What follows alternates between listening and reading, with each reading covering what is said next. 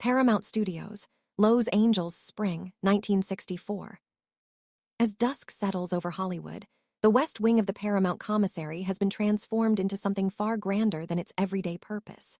For one evening, it becomes a polished reception hall, dressed in elegance for the Western Heritage Awards. Crystal chandeliers glow warmly overhead, reflecting off hardwood floors worn smooth by decades of studio history. The room hums with quiet confidence, the kind that only gathers when legends stand shoulder to shoulder. Men in tailored suits and women in formal gowns drift through the space, glasses clinking softly, conversations layered with laughter and reputation. The scent of leather, cologne, and aged whiskey hangs in the air. This is not just a celebration. It is a reunion of the American West as Hollywood imagined it. Across the room, a small crowd forms near the eastern wall. Glenn Ford stands at its center. At 48, Ford is at the height of his career. 25 years in the industry have earned him a reputation as a disciplined professional, precise, technical, and methodical. Films like Gilda, The Big Heat, and 3:10 to Yuma have secured his place among Hollywood's elite. Tonight, however, Ford isn't discussing acting theory or camera angles. He's demonstrating speed. Strapped around his waist is a leather gun belt, the holster fitted with a specially modified prop revolver designed for fast-draw competitions. Ford speaks calmly, confidently, as if delivering a lecture he has rehearsed countless times. "It starts with the grip," he explains, holding the weapon steady but undrawn. "Most people grab it wrong. You don't grab the gun, you guide it. Finger placement, thumb position, tension control, everything matters." Around him stand directors, producers, and fellow Western stars, men who know the genre intimately and respect mastery when they see it. Ford has spent years training under legendary firearms instructor Arvo Ojala. Thousands of repetitions, endless refinement. To Ford, skill is something measurable. "Speed wins gunfights," he continues. "History proves it, the fastest hand survives." Someone asks to see it. Ford steps back, plants his feet, and settles into the classic gunfighter stance. His right hand hovers inches above the grip. "Time me." A stopwatch clicks. In a blur of motion, the gun clears leather, rises, and locks into position. The sound of metal echoes briefly through the hall. The time is announced. Impressive. Ford smiles, satisfied. He mentions that he's gone even faster in competition settings. The crowd murmurs with admiration. But not everyone is watching with awe. At the bar, 30 feet away, John Wayne sits quietly, a glass of whiskey resting in his hand. At 57, Wayne has spent 35 years in Hollywood, more than 60 westerns behind him. He doesn't simply play cowboys, he defines them. His presence carries weight, even in silence. People feel it before they notice it. Ford notices Wayne watching. He walks over. "Well, Duke," Ford says lightly, "what do you think?" Wayne takes his time before answering. "You've put in the work," he says. "That much is clear." Ford nods, encouraged. He speaks of training, of history, of legendary gunfighters who survived by being quicker than the men they faced. "I'd say I'm fast enough to have made it back then," Ford adds.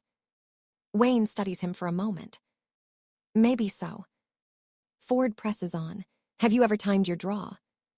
Wayne shakes his head. "Never felt the need."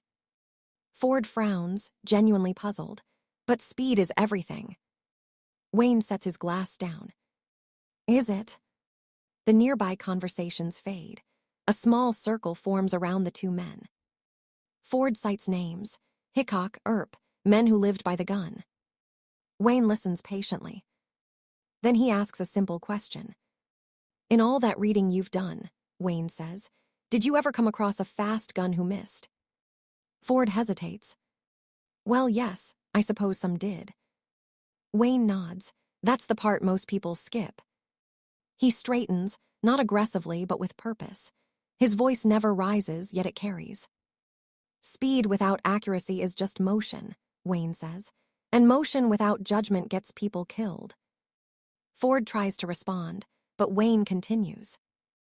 The most important part of a gunfight isn't drawing fast, Wayne says. It's avoiding one in the first place. The room is silent now. The men who lived long enough to become legends weren't looking for trouble. They knew when not to reach for a gun. And when they had no choice, they didn't rely on speed alone. They relied on being right. Wayne steps toward the demonstration area. You want to know why I never timed my draw? He asks. Ford nods. Because speed doesn't matter if you don't understand when to act, Wayne says. And you can't understand that unless you know what's worth defending.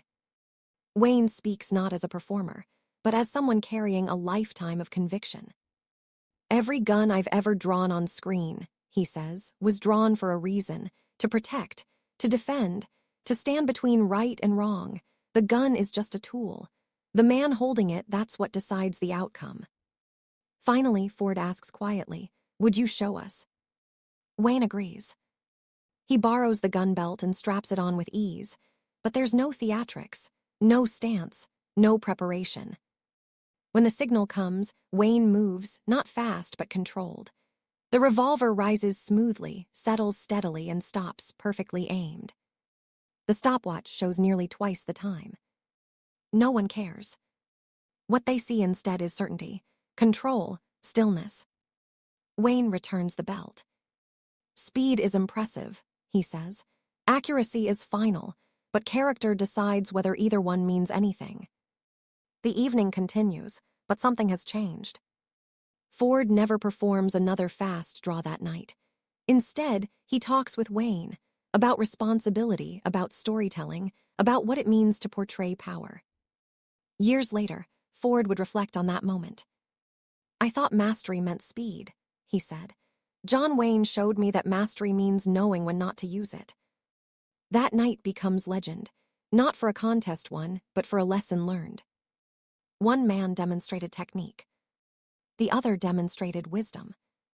And in doing so, John Wayne reminded everyone in the room that real strength isn't measured in seconds, but in judgment, restraint, and the courage to act only when it truly matters.